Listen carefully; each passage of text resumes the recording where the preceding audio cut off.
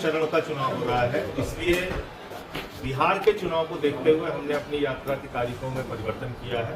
अब 12 नवंबर से अयोध्या से प्रयागराज की पदयात्रा होगी, सरयू से संगम की पदयात्रा होगी और उसमें हमने मुद्दा रखा है रोजगार दो और सामाजिक न्याय दो। आज उत्तर प्रदेश में पेपर लीक के कारण, वो चाहे पीसीएसजे की परीक्षा हो या सिपाही की या क्लर्क की परीक्षा हो या टीचर की, सभी परीक्षाओं में पेपर लीक हो रहा है। नीट की परीक्षाओं में पेपर लीक हो रहा है, हाई स्कूल इंटर की परीक्षाओं में पेपर लीक हो रहा है। तो रोजगार तो एक बहुत बड़ा मुद्दा है।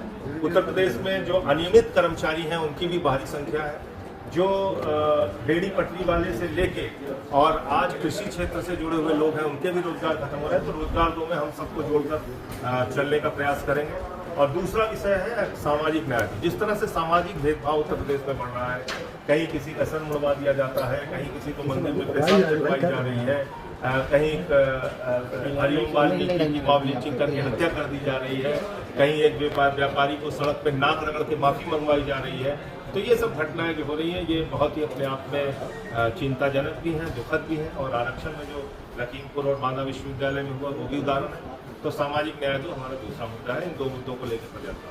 तो बिहार चुनाव की बात करें तो वहाँ पर किसी क्या देख रहे हैं आप और कहाँ? लेकिन बिहार चुनाव में 80 लाख वोट कट चुके हैं। ये आप सबकी जानकारी में होना चाहिए कि सितंबर 2025 तक गवर्नमेंट ऑफ इंडिया का आंकड़ा कहता है कि बिहार में 8 करोड़ 22 लाख लोग 18 साल की आयु से ऊपर है। तो जो वोटर लिस्ट बननी थी एसआईआर में, वो 18 करोड़ 20 लाख 10 लाख 15 लाख बनती, वो तो पहुंच गई 8 करोड़ 20 लाख 22 लाख 15 लाख बनने के बजाय वो पहुंच गई 7 करोड़ 42 लाख। तो 80 लाख वोट तो आप काट चुके हैं।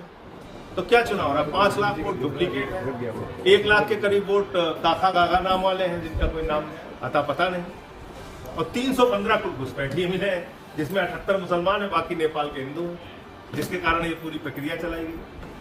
तो बीजेपी जुमला फेंक के भ्रमित करके चुनाव लड़ना चाहती है। एसआईआर का मुद्दा और वोट चोरी का मुद्दा जो छोड़ा गया, मुझे नहीं समझ में आ रहा कि किस वजह से उस पर वहाँ पे विपक्ष शांत हो गया या ढीला पड़ गया। प्रधानमंत्री नरेंद्र मोदी जी को दिल से बधाई देना चाहता हूँ। 18 घंटे हमारे प्रधानमंत्री काम करते हैं, रात में सोते नहीं और बहुत मेहनत की उन्होंने। 10 साल तक जो काम केजरीवाल जी नहीं कर पाए, वो कीर्तिमान मोदी जी ने करके दिखा दिया। आज हिंदुस्तान का सबसे प्रदूषित शहर दिल्ली है। देश की राजधानी दिल्ली सिर्फ हिंदुस्तान की नहीं, पूरी दुनिया की नंबर 1 सिटी बन गई है, जो सबसे ज्यादा प्रदूषित है। दुनिया में डंका पिट रहा है मोदी जी का, पूरी दुनिया में। तो मैं मोदी जी को और रेखा गुप्ता जी को बधाई देना चाहता हूं कि आपने दिन रात मेहनत करके आज दिल्ली को विश्व का नंबर 1 प्रदूषित शहर बना दिया। नंबर 1 प्रदूषित शहर पूरे विश्व का। तो बताइए, इससे बड़ा कोई काम कर सकते हैं मोदी जी? बहुत बड़ा काम उन्होंने किया, उनका तो अभिनंदन होना चाहिए। उनका अभिनंदन होना चाहिए। पूरे देश को पता चलना चाहिए कि देश की राजधानी को उन्होंने दुनिया में नंबर 1 पे पहुंचा दिया प्रदूषण के मामले में। यूपी के सीएम योगी आदित्यनाथ जी ने आज कहा है कि ब्रिटिश निवेशवाद की बात होती है, फ्रांसीसी निवेशवाद की होती है, लेकिन इस्लामिक जिसने देश में सनातन का सबसे ज्यादा नुकसान किया है, कुठाराघात किया है। तो तालिबान वाले को सैल्यूट तो मरवा रहे थे। तालिबान वाले को कौन, योगी जी जो सैल्यूट मरवा रहे थे, हवाई फायर करवा रहे थे उनके लिए, क्या कहते हैं, बंदूकों की सलामी, तो वो कौन करा रहा था? वो योगी जी करा रहे थे, कोई दूसरा करा रहा था। इसलिए इस तरह की बातें करके आप अपने लोगों के साथ तो न्याय कर नहीं पा रहे हैं। हिंदुओं के साथ न्याय कर रहे हैं योगी जी? अगर वो हिंदुओं के ही नेता हैं, कर पा रहे हैं? चलिए आपको दिखाऊं, हजारों लाखों दुकान घर उत्तर प्रदेश में रेहड़ी पट्टी से तोड़ी गई, ज्यादातर उसमें हिंदू हैं। चलिए दिखाता हूँ। नौकरियां जो चोरी की गई हैं वो हिंदुओं के लड़के हैं। स्कूल जो बंद किए गए हैं वो हिंदुओं के लड़के हैं। हजारों स्कूल बंद कर दिए सरकारी, वो हिंदुओं के लड़के हैं। तो खाली ड्रामा करने से सरकार नहीं चलती है, आपको हकीकत में कुछ करके दिखाना होता है। आपने दलित उत्पीड़न के मामले में उत्तर प्रदेश को नंबर 1 राज्य पहुंचा दिया। कौन है वो? हिंदू नहीं है?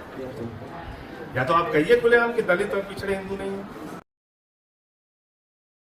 हमारे न्यूज चैनल्स को सब्सक्राइब करें, लाइक करें, कमेंट्स करें, शेयर करें और घंटी का बटन प्रेस करें ताकि आने वाली हर वीडियो और अपडेट्स की नोटिफिकेशन आप सभी को मिलती रहे। जय हिंद, जय महाराष्ट्र।